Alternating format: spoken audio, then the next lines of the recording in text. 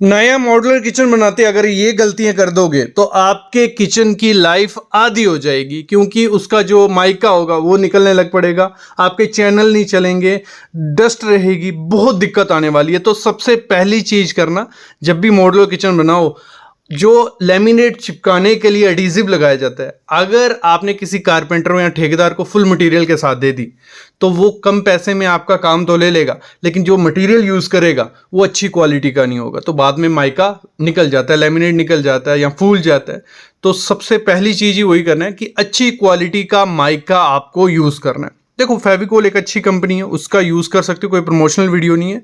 तो अगर आपका एरिया है वहाँ पे कोई सीलन नहीं है, कुछ नहीं है, तो थोड़े टाइम के लिए किचन चाहिए, तो फेविकोल SH जो आता है उसको यूज़ कर सकते हो। बेसिक फेविकोल मैं बोलता हूँ, इससे कम कोई यूज़ मत करना।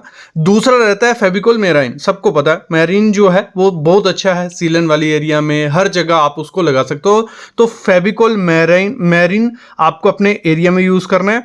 जो एज बेंडिंग लगाई जाती है, ठीक है, एज बेंडिंग क्या होगी, जो कैबिनेट है उसके ऊपर बेंडिंग चिपकाई जाती है, उसके लिए आपको कौन सी यूज करना है, फेविकोल प्रो बॉन्ड। कौन सा यूज करना है, मैं तो बोलता हूं अगर अच्छी किचन बनानी है, कोई दिक्कत कोई दिमाग में नहीं रखना है, फेविकोल प्रो बॉन्ड जो आता है वो बेस्ट है एज बेंडिंग के लिए।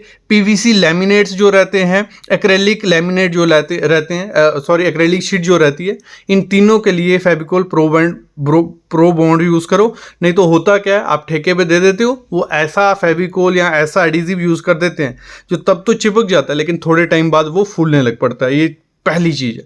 दूसरी चीज़ क्या करनी है, हमारी फिनिशेस क्या होती हैं, 4 किस्म की है, सुन लो कौन सी आपको अपने में लगानी। फिनिशेस क्या होगी, जैसे हमारा तैयार हो गया किचन बाहर से, उसके ऊपर माइका जो लगना है, सबसे पहले आता है पेपर बेस्ड लेमिनेट, जिसको माइका बोला जाता है। लेमिनेट जो हो गया वो पेपर बेस्ड रहता है, वो सस्ता होता है आपका, वो आपका 800-900 की शीट मिल जाती है, लेकिन होता क्या है, वो पानी से खराब हो जाता है थोड़े टाइम बाद और टूटने भी लग पड़ता है। अगर कहीं से वो चिपका नहीं होगा, कुछ लगा तो वो टूट जाएगा।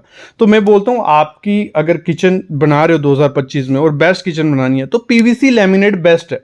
PVC लैमिनेट देखने में भी बहुत अच्छी लुक देते हैं, एक्रेलिक लुक आपको देखने को मिलेगी उसमें।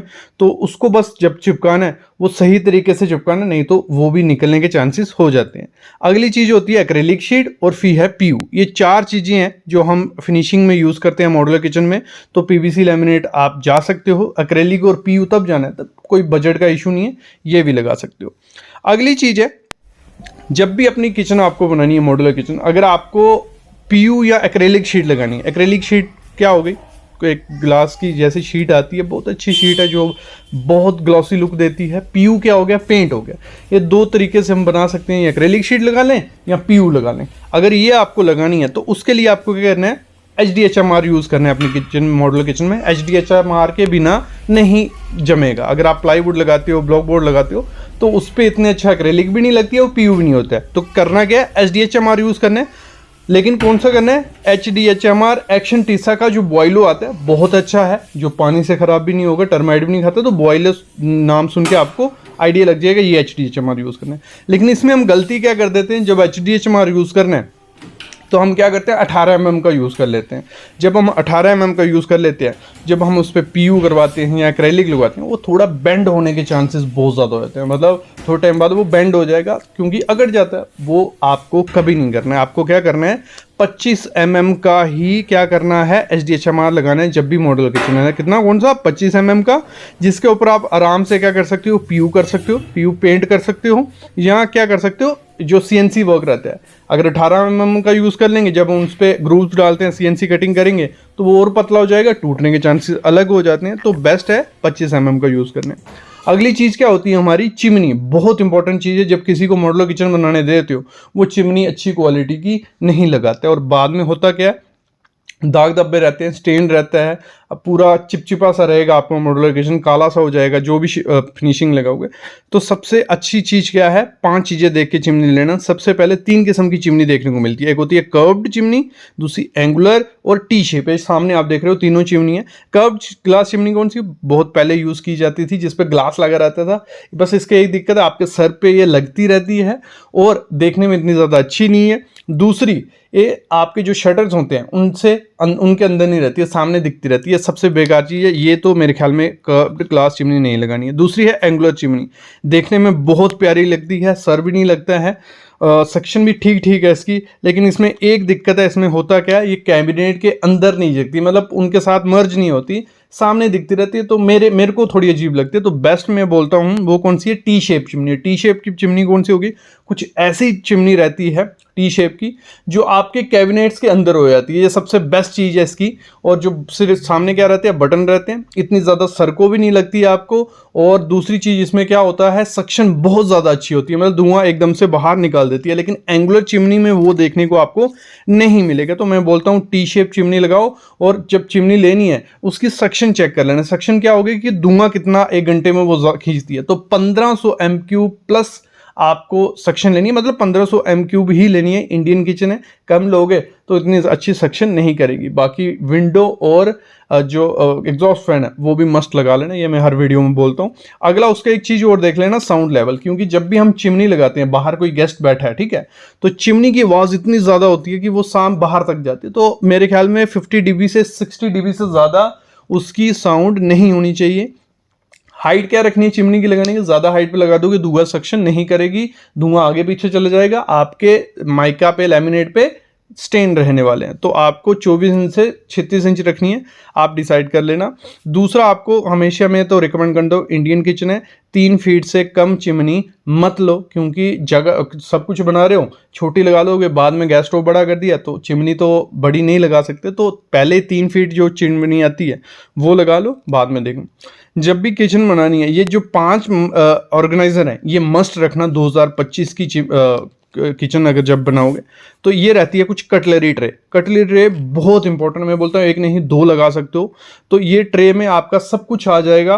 तो ये PVC की जो आती है बेस्ट रहती है। अगर लगा दोगे SS की, वो बहुत ज़्यादा भारी होती है, उसका इतना ज़्यादा वेट होता है कि उसी के चैनल जो है वो वेट नहीं उठा पाते। तो इसको PVC की रखो, बहुत अच्छी है, इनोटेक जो रहती है। तो कटलरी ट्रे लगानी है। दूसरी आपको लगानी है ड्राइंग रैक। ड्राइंग रैक क्या हो गया, कुछ ऐसा रहता है कि जैसे आप इसको आप सिंक के पास प्लेस कर सकते हो, जहाँ सिंक से दूर भी, कि आपने जैसे बर्तन धोए काउंटर के ऊपर रहता है, बेस्ट रहता है कि पानी अगर एक्स्ट्रा हो सिंक में चला जाएगा। तो ड्राइंग रैक मस्ट बनाना, नहीं तो पानी सिंक में भी गिरता रहेगा और दाग धब्बे होते रहते हैं। नेक्स्ट है विकर बास्केट, जो आपको क्या करना है, जो भी आपका आलू है, प्याज है, वो आप आराम से रख सकते हो, वेंटिलेटेड सा ये रहता है, तो बेस्ट है, इसको भी यूज़ करने। बोतल पुल आउट हो गया, जहाँ पे ऑयल, आपका जो भी विनेगर हो गया, ऐसी चीज़ें रखनी है। जो बोतल हैं वो आप सामने जहाँ गैस स्टोव होगा उसी के नीचे बोतल पुल आउट रहता है, तो इसको मस्ट लगाना। दूसरी रहती है पेंट्री कैबिनेट, ये मैं मस्ट बोलता हूँ, मॉड्यूलर किचन में लोग नहीं लगाते हैं कि हम साइड पर रख देंगे, स्टोर में रख देंगे। पेंट्री यूनिट रहेगा, आप 1 महीने का पूरा राशन उसमें भर सकते हो। अगली चीज क्या करनी है, हम गलती क्या करते हैं, जब हम मॉड्यूलर किचन बनाते हैं, हम पूरे किचन में क्या कर रहे हैं, मॉड्यूलर बना रहे हैं, तो उसमें हम प्लाईवुड यूज़ कर रहे हैं पार्टीशन के लिए, हर चीज़ के लिए। लेकिन उसी में गलती हो जाती है, जो सिंक होती है वो भी हम किस पे रख देते हैं, या तो HDHMR पे या प्लाईवुड पे।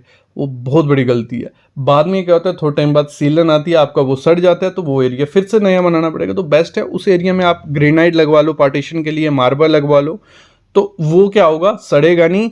वहाँ पे प्लाईवुड या ब्लॉक बोर्ड या HDHMR मत लगाओ। अगली क्या होती है गलती, हम क्या करते हैं, जो हमारे काउंटर के ऊपर टाइल रहती है, बैक स्प्लैश टाइल जो रहती है, ठीक है, मतलब जो काउंटर आ गया उसके ऊपर 2 फीट या 2.5 फीट की टाइल, उसके ऊपर हमारे कैबिनेट आ गए। जो पीछे की टाइल होती है वो अगर हम सेरेमिक लगा देंगे, वो बहुत बड़ी गलती हो जाती है। सेरेमिक टाइल क्या करती है, आपके दाग धब्बों को ऑब्जॉर्व करती है, मॉइस्चर को ऑब्जॉर्व करती है, निकल भी जाएगी और स्टेन दाग धब्बे वहाँ रहने वाले हैं। या तो हम मार्बल यूज़ कर देते हैं, या जो काउंटर पे मटेरियल होता है काउंटर टॉप का वही लगा देते हैं, या ग्रेनाइट, तो वो सबसे बड़ी गलती होती है। आपको वहाँ लगानी ही विट्रीफाइड टाइल है, जो कुछ भी अब्जॉर्ब नहीं करती है, दाग धब्बे भी ईजिली क्लीन हो जाएंगे। तो बेस्ट क्या है, आप क्या करो, विट्रीफाइड टाइल लगाओ। तो ये कुछ चीज़ें थी, जब मॉड्यूलर किचन बनाओगे, ध्यान रखोगे तो अच्छी मॉड्यूलर किचन बनाएगी। ऐसी ही 100+ बातें मैं कर चुका हूँ, हमारी प्लेलिस्ट बनी हुई है मॉड्यूलर किचन की, वहाँ देखो, तो अच्छी मॉड्यूलर किचन आपकी बन के रेडी होगी। Thank you guys.